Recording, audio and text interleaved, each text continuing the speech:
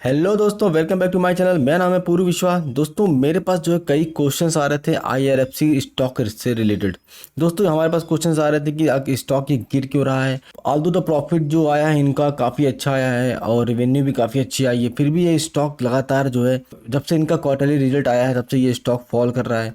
तो रीज़न क्या है बिहाइंड दिस फॉल, इसके बारे में हम एनालिसिस करने की कोशिश करेंगे। हम जानेंगे थोड़े से इसके फंडामेंटल्स के बारे में कि आखिर क्यों ये गिर रहा है स्टॉक। फिर हम थोड़ा सा टेक्निकल्स को भी देखेंगे कि आखिर टेक्निकल्स में क्या हमें इंडिकेट करते हैं। और हम ये भी जानने की कोशिश करेंगे क्या ये स्टॉक जो आगे चल के मल्टी बैगर बन सकता है या नहीं बन सकता, या फिर जो उम्मीद लेके इन्वेस्टर्स ने पैसा इसमें इन्वेस्ट किया है क्या वो उम्मीद पे ये स्टॉक खरा उतर पाएगा या नहीं उतर पाएगा। तो दोस्तों इस वीडियो में आखिर तक बने रहिएगा, और अगर आप इस चैनल पे नए हैं तो इस चैनल को जरूर सब्सक्राइब करिएगा और बेल आइकन दबाना मत भूलिएगा। दोस्तों जैसा कि आप जानते हैं कि 29 जून के आसपास जो है IRFC का जो Q4 नेट प्रॉफिट जो आया हुआ था, उसमें आपने देखा था कि 126% के आसपास इनका जो प्रॉफिट ग्रो किया था, अराउंड जो है 1482 करोड़ के आसपास। फिर भी ये स्टॉक वहां से गिरना स्टार्ट हो गया। इसके पीछे दोस्तों बहुत लोग कई टाइप के रीज़न बताते हैं। यूट्यूब पे कई वीडियोस हैं जो अजीब से रीज़न देते हैं, लेकिन दोस्तों हम यहाँ पे पहले हम देख लेते हैं इनके फंडामेंटल्स के, जो इनके जो प्रॉफिट आए हैं, क्या जो इनके इंसाइट्स हैं उसको हम थोड़ा सा कवर करेंगे। तो चलिए देखते हैं एक बार। तो दोस्तों फर्स्ट थिंग फर्स्ट, यहाँ पे आप देख सकते हैं जो इनका मार्केट कैप है वो है आपका 30,972 करोड़ के आसपास। और अगर इनकी आप बात करें जो इन्होंने हाई बनाया है इस स्टॉक ने, वो बनाया है 26.7 रुपये के आस। और अगर मैं बात करूँ इनके ऊपर कितना डेट है, कितना लोन है इनके ऊपर, कितना इनके ऊपर लाइबिलिटीज है जो इनको चुकाना है, यहाँ पे आप देख सकते हैं अराउंड 3,23,111 करोड़ के आस। दोस्तों यहाँ पे इतना बड़ा डेट जो है कंपनी के ऊपर है, ये कहीं ना कहीं एक बहुत ही बड़ा सिग्निफिकेंट एक इम्पैक्ट करता है कंपनी को। और दोस्तों दूसरी चीज जो इनका है ROC, यहाँ पे आप देख सकते हैं इनका ROC ये है 5.01% के आसपास। दोस्तों किसी भी कंपनी का जो ROC होता है वो अगर 15 या 20 के आसपास है तभी उसी कंपनी में अच्छा रिटर्न एक्सपेक्ट किया जा सकता है इन फ्यूचर। यहाँ पे आप देखिए कि 5% के आसपास है, तो यहाँ पे देख सकते हैं कि यहाँ पे जो इनका ROC है वो काफ़ी कम है।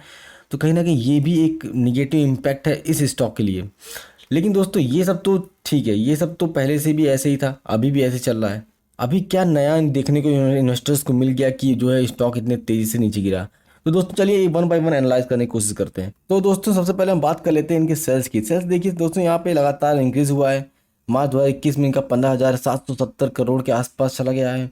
ऑपरेटिंग प्रॉफिट देखेंगे तो वो भी देखिए, अगर यहाँ पे एक्सपेंसेस को माइनस करेंगे तो 15,657 करोड़ के आसपास आ गया है। तो यहाँ पे तो कोई प्रॉब्लम इनको नज़र नहीं आ रही है।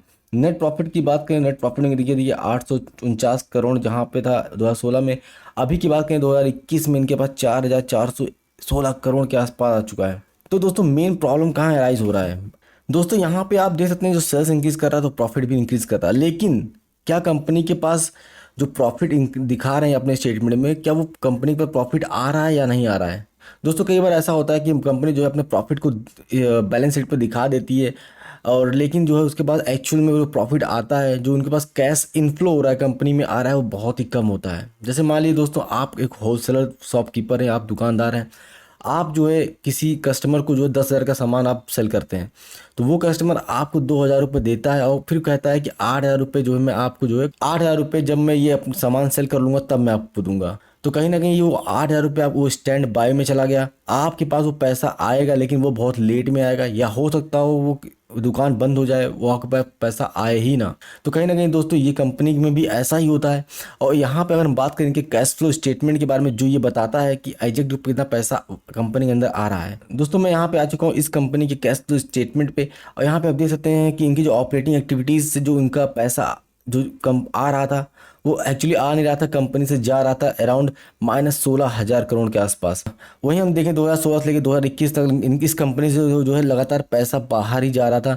अभी की बात करें तो इस समय कंपनी से पैसा जो है लगभग 90,000 करोड़ रुपए बाहर जा रहा है। मतलब जो पैसा ये ऑपरेटिंग एक्टिविटीज़ में लगा रहे हैं, जो पैसा जो जो रेलवे को फाइनेंस कर रहे हैं, कहीं ना कहीं उनसे जो प्रॉफिट निकल के आना चाहिए था वो इस कंपनी में आ नहीं पा रहा है। वो प्रॉफिट दिखा दे रहे हैं बैलेंस शीट पे, बट लेकिन जो उनको कैश चाहिए, कैश किसे चाहिए? अगर किसी कंपनी को एक्सपेंड करना है, ऑपरेट करना है, तो उसके पास कैश होना बहुत ज़रूरी होता है। तो यहाँ देखिए आप, कैश बिल्कुल भी नहीं आ रहा ऑपरेटिंग एक्टिविटीज़ से। कहीं ना कहीं ये बहुत ही बड़ा निगेटिव है।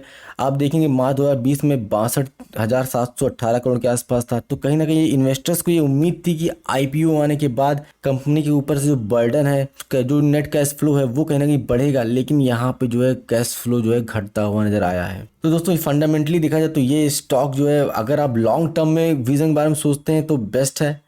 लॉन्ग टर्म का मतलब है 5 साल से लेकर 10 साल तक का। अगर लेकिन आप शॉर्ट टर्म में सोच रहे हैं तो कहीं ना कहीं ये स्टॉक आपको निराश करने वाला है, क्योंकि ये शॉर्ट टर्म ट्रेड करने के लिए स्टॉक बना ही नहीं है दोस्तों। इनके जो प्रोजेक्ट है वो भी लॉन्ग टर्म में चलते हैं, और लॉन्ग टर्म में इनका जो प्रॉफिट है वो भी दिखेगा। बट अभी के लिए ये शॉर्ट टर्म में बिल्कुल आपको ये इन्वेस्ट करने की मैं सलाह नहीं दूंगा। तो दोस्तों अब हम बात कर लेते हैं थोड़ा सा टेक्निकल एनालिसिस के बारे में। तो आइए देख चेक करते हैं टेक्निकल एनालिसिस में। दोस्तों यहाँ पे आप देख सकते हैं, कंपनी जब आईपीओ लॉन्च हुई थी उस समय जो लिस्टिंग हुई थी वो डिस्काउंटेड में लिस्टिंग हुई थी। करीब करीब देखिए 24.89 के रुपीज़ के आसपास। इनका जो आईपीओ का जो प्राइस था वो था 26 रुपये के आसपास।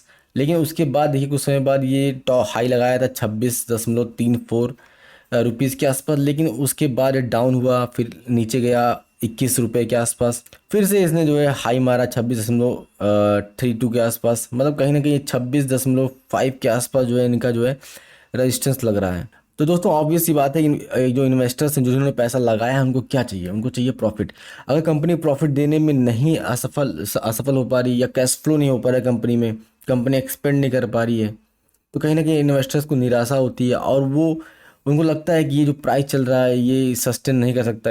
और इसीलिए जो प्राइस चल रहा है ये सस्टेन नहीं हो पा रहा है। 26.36 के आसपास जो है, इसके आसपास आके तुरंत यहाँ से बाउंस बैक कर जा रहा है। और अभी की बात करें दोस्तों, यहाँ देखिए अब लगभग इनका जो 23.5 का जो एक रेजिस्टेंस था वो भी ब्रेक कर चुका है, और नीचे एक आखिरी रेजिस्टेंस बचा हुआ है वो है 21 रुपये के आसपास। और जहाँ तक मुझे लगता है ये जो स्टॉक का प्राइस है वो हो सकता है ये 22 रुपीज़ के आसपास तक भी आ जाए, उसके बाद शायद यहाँ से बाउंस बैक करें।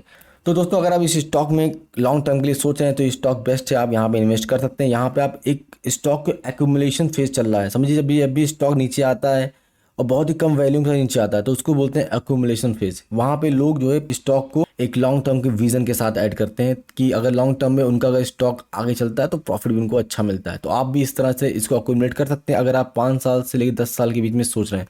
लेकिन अगर शॉर्ट टर्म के लिए सोच रहे हैं तो ये स्टॉक मैं बिल्कुल आपको रिकमेंड नहीं करूँगा। ये स्टॉक बिल्कुल आपको शॉर्ट टर्म में अच्छा प्रॉफिट देने वाला नहीं है। तो दोस्तों आशा करता हूँ ये जो वीडियो मैंने आपके लिए लेके आया था IRFC के बारे में वो आपको अच्छा लगा होगा।